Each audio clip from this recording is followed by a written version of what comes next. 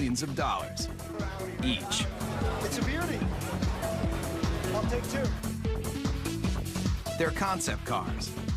And before you can hop into your SUV or travel in your sports coupe across country, your vehicle starts here as an over-the-top prototype that can make even the most difficult-to-please consumer drool. That car is hot, very hot. Auto manufacturers spend fortunes to grab your attention and hold it. And with everything from the powerhouses of the future to the zero-emissions vehicles of the next generation and some of the wildest things to ever roll on four wheels, you're going to travel to places you never thought possible as we take you behind the scenes and behind the wheel of the world's most extraordinary concept cars.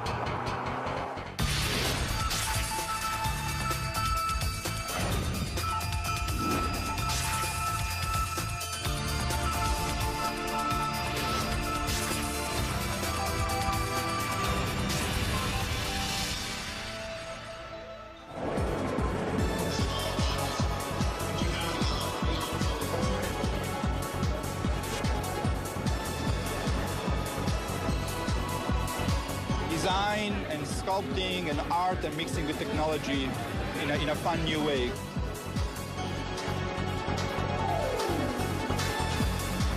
I come to see what's happening in the future.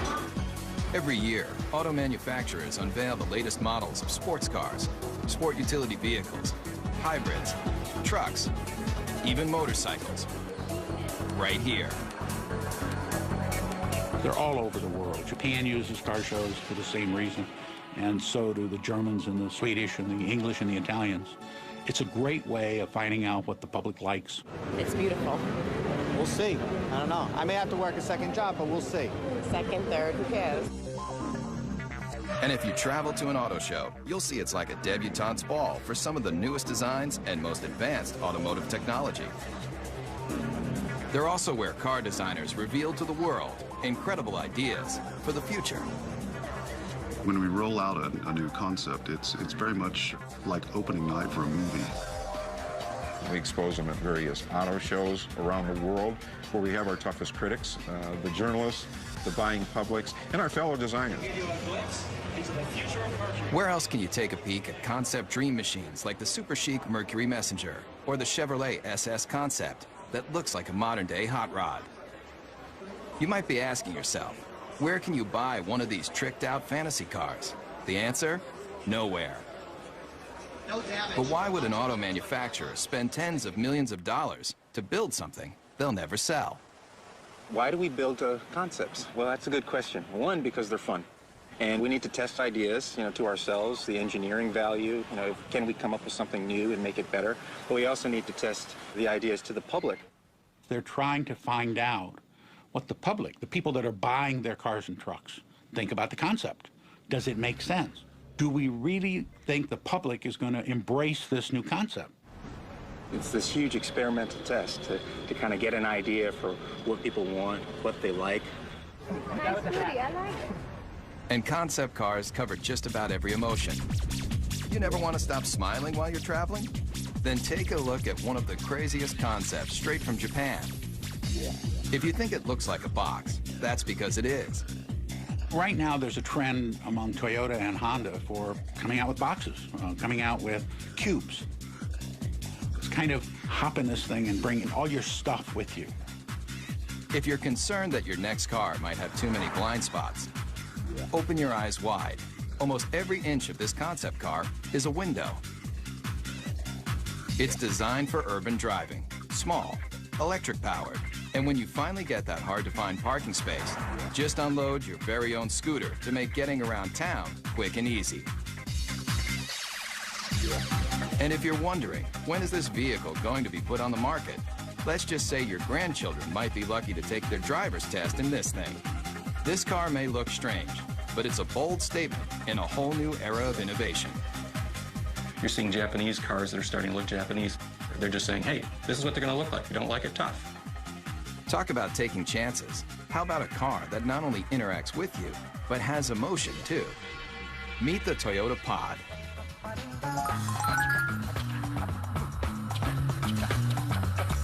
You steer it with a joystick, just like a video game.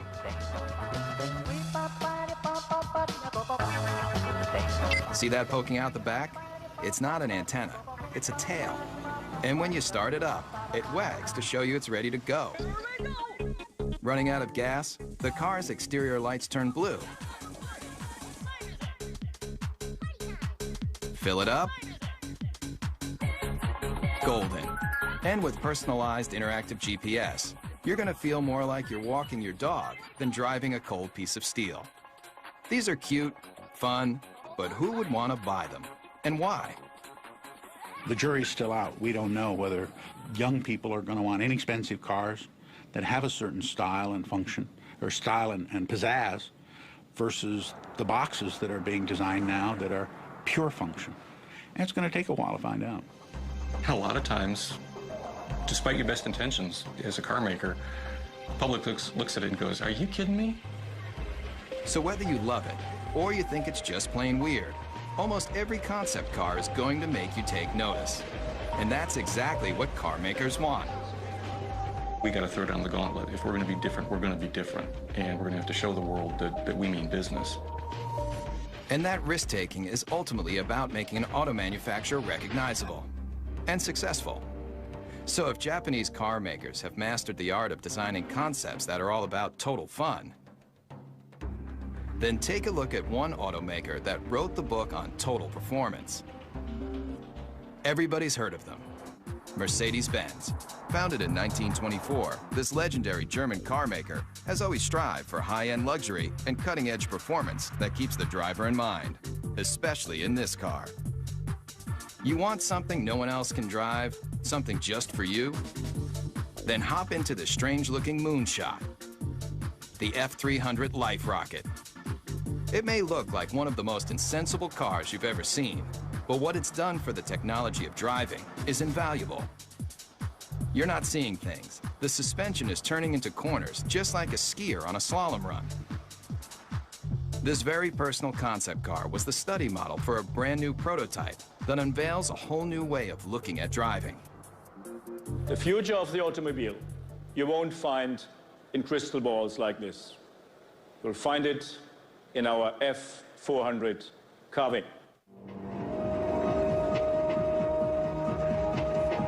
It's a head-turner for sure. Check out how these doors open. Get in and take it for a spin. You'll feel like you're in a James Bond movie, with open wheel wells and sports car styling that harkens back to another era. But where the rubber meets the road, this car is all about the future.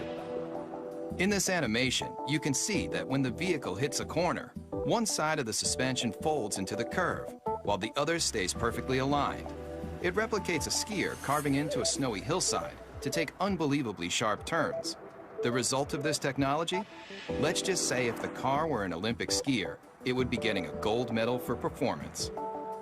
There's no doubt concept car designers are making handling and horsepower a top priority.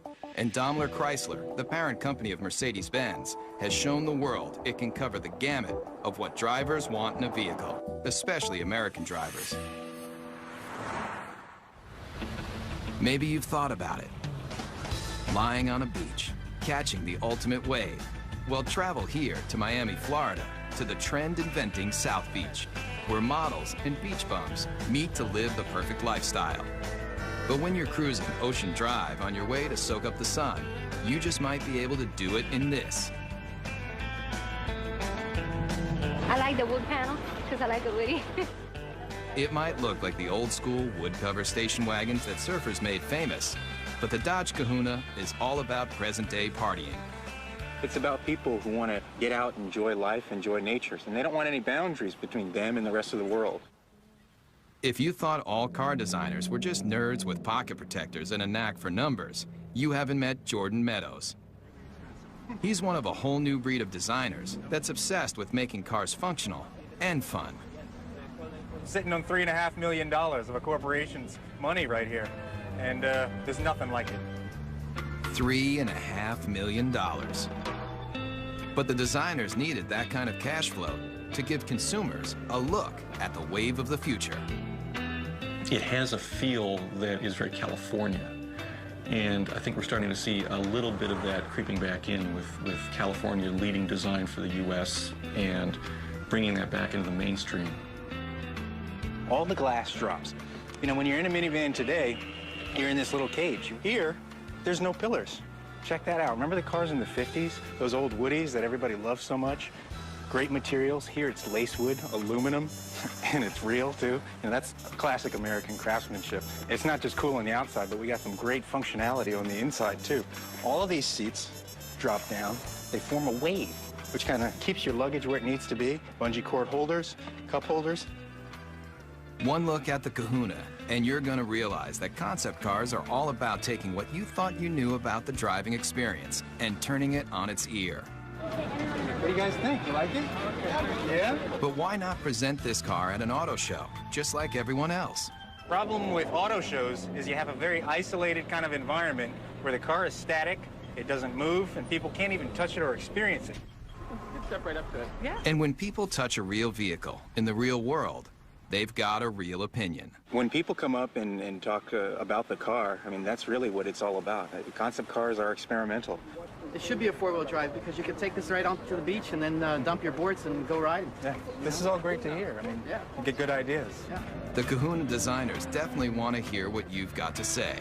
But if you see the Kahuna on your street, remember. No, don't do that. This car is worth $3.5 million. Coming up, feel the intense torque with some of the most powerful prototypes you've ever seen. Also, concept cars are designed to let you take a peek into the future. But the automotive industry's ambition to show you what might be has a radical history too. Beginning with famed auto designer Harley Earl's Buick Y-Job, concept cars have always tried to show consumers the excitement in the possibilities of technology and design. The use of concept cars as a tool to demonstrate the future has resulted in hyperspeed advancements in style and technology. But concept cars are really about the bottom line, making you want to buy something even better than what you have in your garage right now. And today's concepts have more elegance, more style, and more muscle than you've ever dreamed. And auto designers are the brains behind the brawn. Today, a new generation of concept designers, like the ones at Daimler Chrysler, are leading the charge in making hot rods mainstream. Especially with this bulked-up concept. It's called the Airflight, and it looks like it's straight out of a kid's comic book. Why? I'd say the average age in the design office is probably about 33.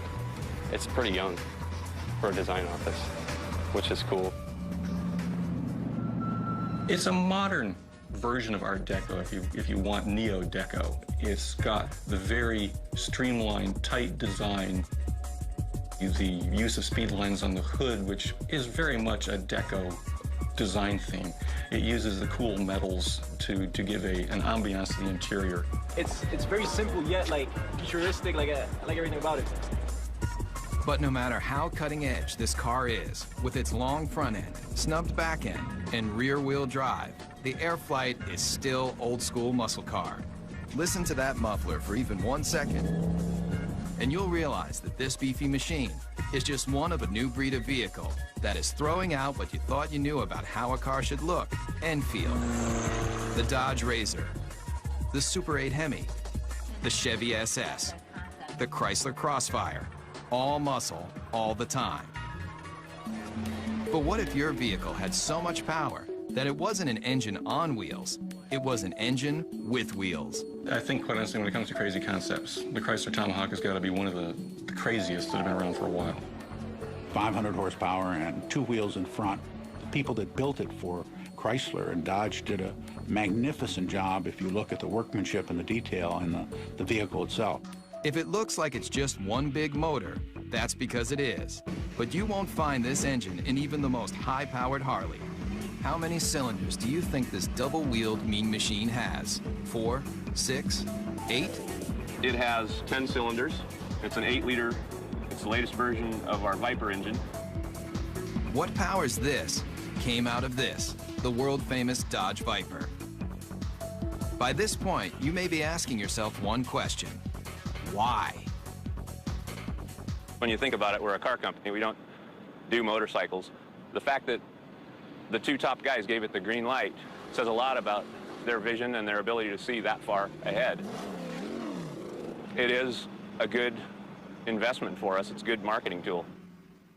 It was created to get excitement for Dodge, and it did exactly that. And it really does that when you fire it up in the middle of a car show.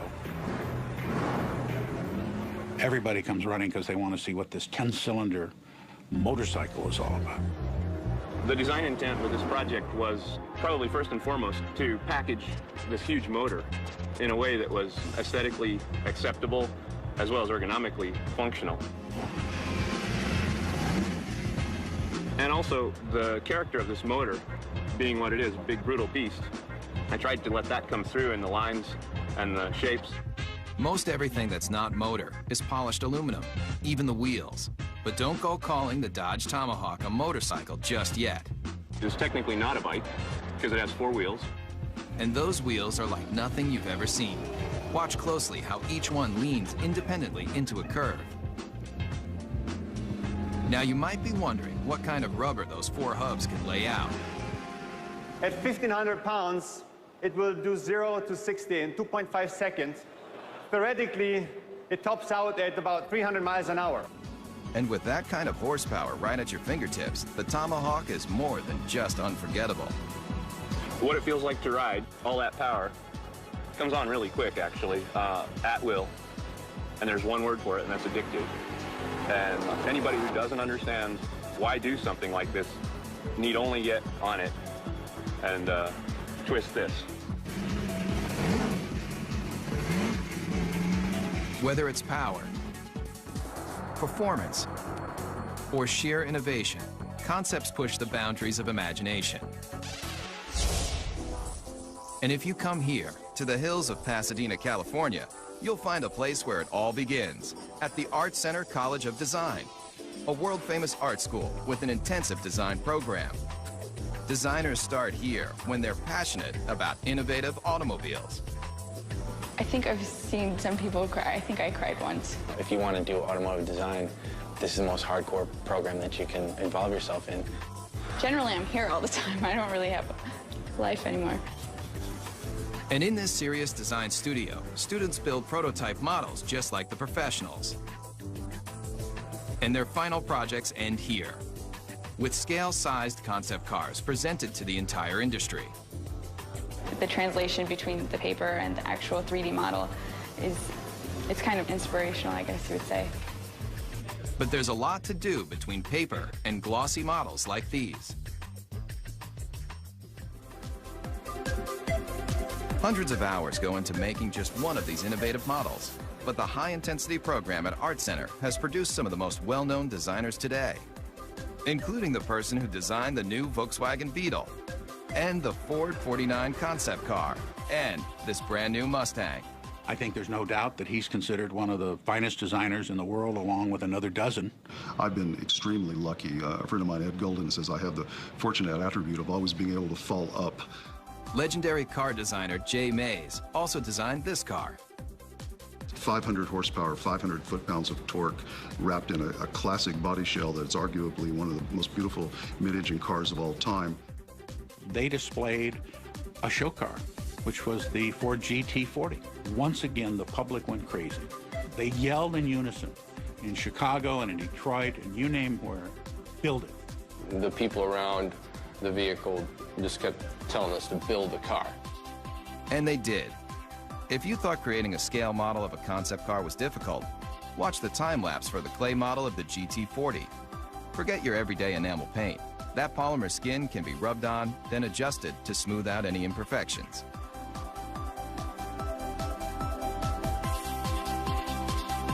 And if the final concept looks familiar, that's because it's a brand new version of a champion. A car that's arguably the most famous Ford ever is the GT40 that won Le Mans in 66, 67, 68, and 69. Race day at Le Mans. And that was really important for the country. I mean, we were not only going to space at that point, we were going to take on the world of racing. The candy-colored Fords are the fastest, with 6 of the top 10 starting positions. After performance builder Enzo Ferrari rejected Henry Ford's attempt to purchase the Italian automaker, Ford Motor Company built its own high-performance car.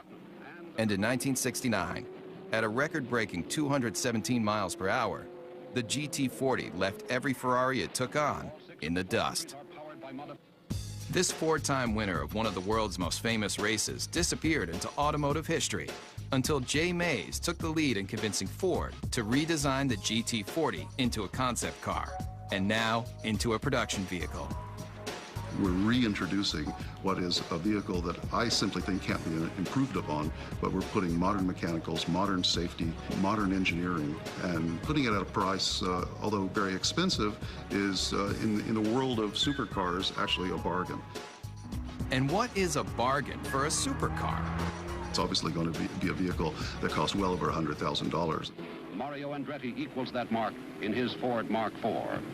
This car doesn't have a typical business plan. It was more for creating an image and an aura and recreating some history. There's the checkered flag. It's an all-American win. The GT40 may look like an old favorite, but it proves that designers who build concept cars can determine what you drive when you go to work or when you're on vacation. And as long as designers are thinking up innovative and exciting ways to let you travel where you want to go, the auto industry will continue to grow and change. There aren't that many great automotive designers in the world.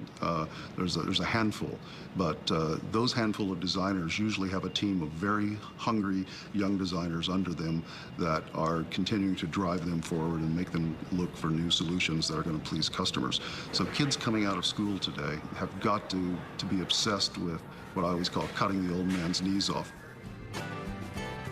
I want to create things that have a strong emotional impact on people in a positive way. Whatever it is, I want to create it hardcore. I just would like to see my design out there. I'd like to see it affect somebody in some way, so that 50 years later, to somebody, it could be a classic. Concept cars are the brains.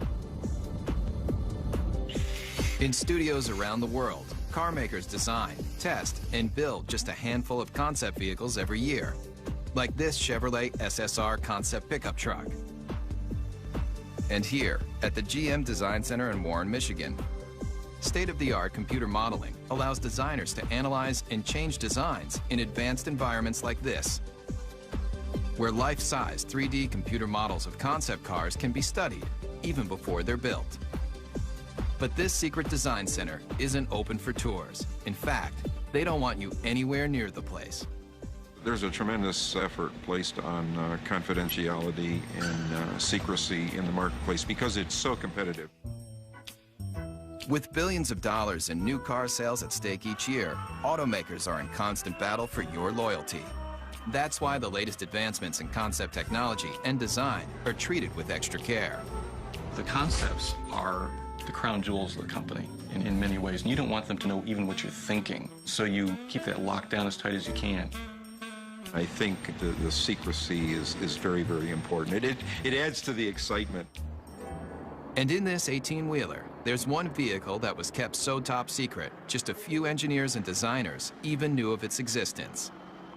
It's a make of automobile that has always represented the finer things in life. This car is destined to be a classic. The whole car is about premium, the ultimate of everything. Hear the name, see the logo, and two things come to mind: luxury and power.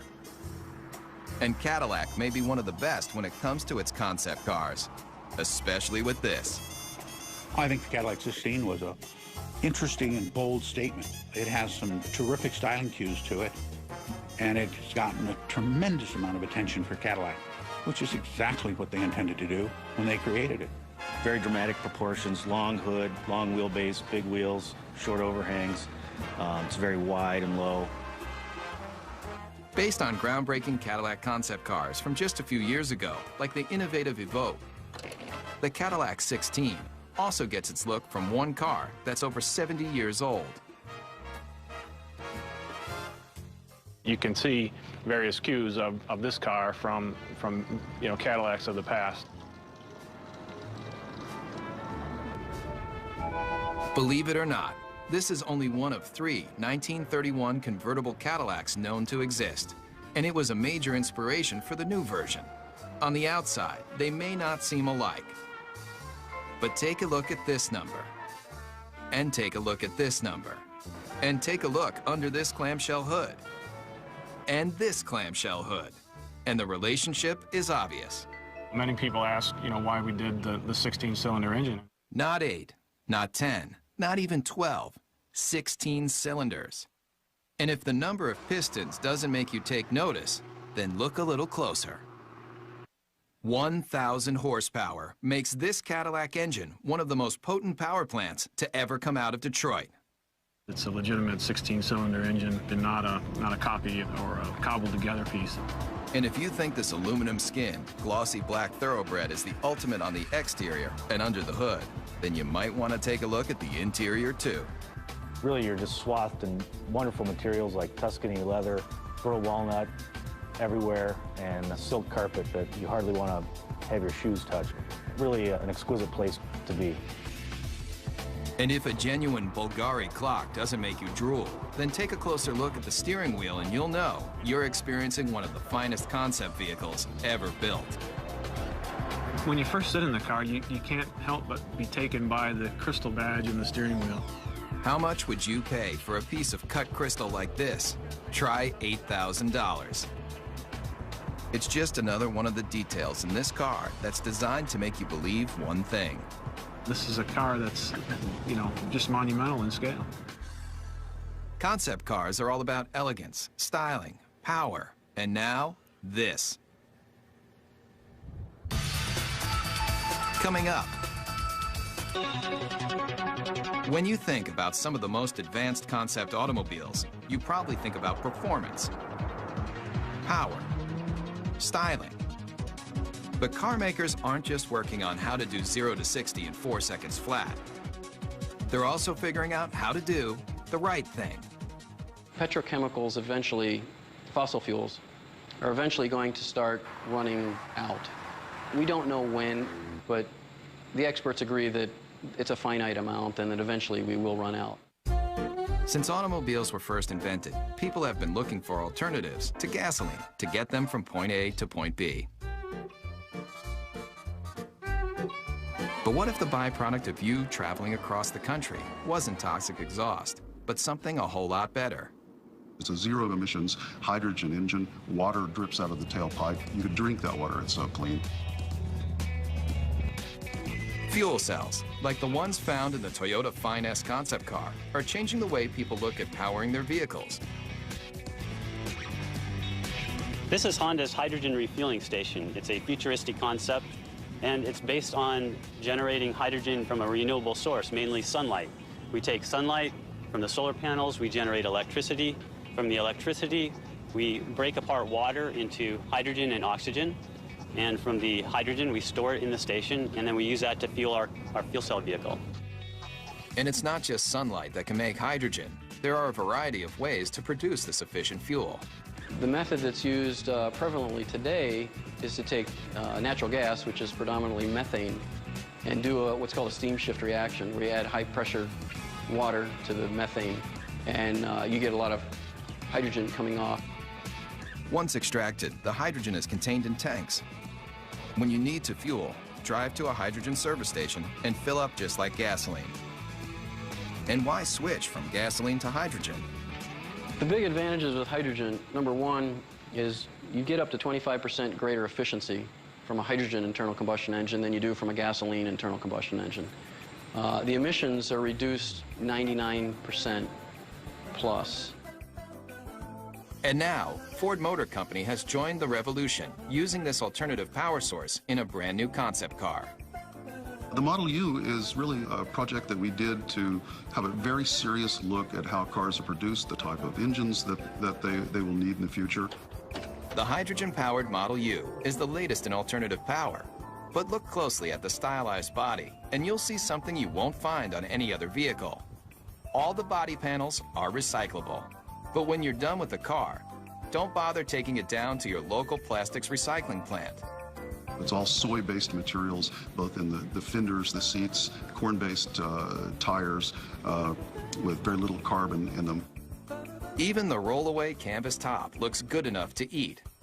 The Model U takes renewable resources in automobiles to a whole new level. The entire car becomes cradle to cradle as opposed to cradle to grave car. And so it turns out to be an entire cycle of life that the car can go right back into the ground when we're finished with it. It's a very exciting concept and one actually that's quite realistic. And it proves with new alternative power source vehicles like the Model U, concepts aren't just about creating the most opulent cars on the planet. They're also about saving the planet. The car is as clean as a field of corn because it's actually made out of a field of corn.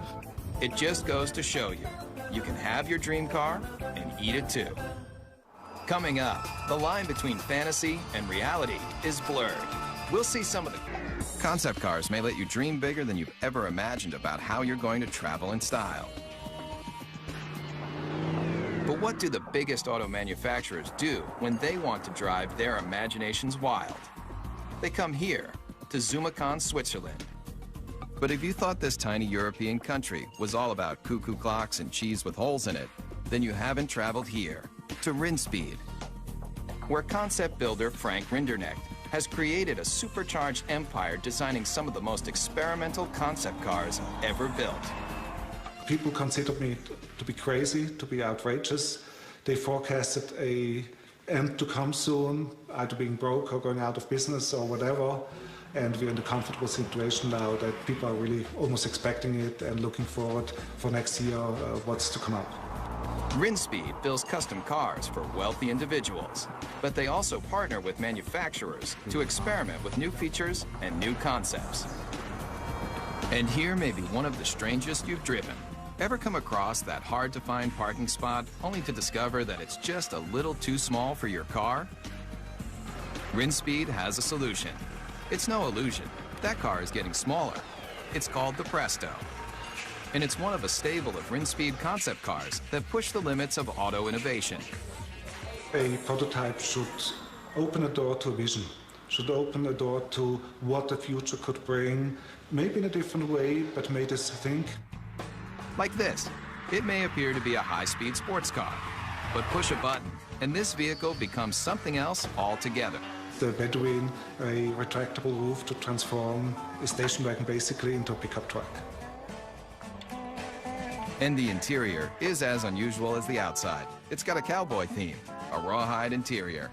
Even the Western-looking seats spell out Rinspeed in rhinestones. It's just one of the features that has allowed the Swiss concept maker to lead the way in designing some of the most unusual multi-use cars you've ever seen. I create the concept, and then I have a very good, very efficient team of designers and technicians, and the rest is teamwork. And this team just might be crazy. Where's that yellow car going? It's heading toward a body of water. No, this isn't an amphibious vehicle, but what it does do will make you want to hit the sand right now. People turn around and say, wow, what is this? Does it fly? Just hit a button, and a hoist lifts out another vehicle you might not expect to see on any beach, anywhere. It's not a jet ski. Get your motor blowing. It's your own personal hydrofoil. You may be asking yourself, what would drive a person to want to make concept cars like these for a living? The answer is simple. Yeah, I'm curious and I want to see what I'm able to perform and what I'm able to do, and that keeps me going. In the race to be the first, the fastest, the most stylish, car makers look to all sorts of places to experiment with their latest designs. I think there's an uncanny resemblance about what our design team does and what a film director does. And when I talk about an emotional world, that's exactly what a film director is doing when they create a movie. So the emotional backdrop for a movie or the emotional backdrop for an automobile is essentially the same. I have automotive design friends that were in the auto industry and now work in the movie industry. I didn't fit in very well in the car industry in terms of, my working style and what I wanted to, sort of where I was aspiring to go and what I was trying to do. I fit in a little better in the movie industry. Nick Pugh builds cars for the movies. He also built this, the Xeno, A natural gas-powered jaw-dropper you won't see on any car lot. Take one look at this intergalactic-looking vehicle, and you may nod your head. Or you may shake your head. Either way, Nick Pugh doesn't really care. It may not appeal to everybody, and it really isn't supposed to appeal to everybody. It's supposed to just appeal to one person, because each individual person's vision can be realized in a unique form. So it really represents the possibility of extreme individualism. And this young designer has taken that extreme philosophy to the extreme. Would you believe he'll help you build your very own personal concept car? I think that the most best comparison, or the most logical comparison, would be to that of a client and an architect. At the end of the first design phase part of the process, I would produce a finished digital rendering of what their car would look like with them standing next to it, and it's a photorealistic painting or illustration. Nick's celebrity clientele includes film director Roman Coppola. Believe it or not, he's standing in front of a digital rendering, not a real car. His own personal sports limousine concept vehicle. And it's a very sort of stealthy, quiet car, very almost like comes in at the end of the night and comes in like a shiny shadow and drops you off and then disappears into the night. You can stay happy with the illustration. Or, if you have a few $100,000, Nick will finish off your vehicle just the way you like it. It's like the process of coming up with something from nothing and having an idea in your head and then seeing it real and getting to use it is really very rewarding. It's very fun. And I would encourage people to look at that side of it rather than all the struggle and cost. Concept cars are all about the advancement of performance, style, and technology. In fact, the future might just mean that anybody can design their own car from scratch. And some of these vehicles won't be built, they'll be grown. Whether it's traveling in tomorrow's super techno boxes, rolling down the highway in the newest style and performance, or getting behind the wheel of a retro futuristic power performer, there's little doubt that concept cars are built by people, for people, who love dreaming about cars. We're actually trying to tug on the heartstrings of the customers, and usually the ones that are the most successful are the ones that do that in probably the most emotional way. The ones who make the money are the bold thinkers. They're the ones who go out there and say, you know what? I like this car. This car is important. It pushes all the buttons as far as we can tell. We're just going to build it. Those are the cars that inevitably, whether they're great successes in the number they sell, they're always the ones that you remember.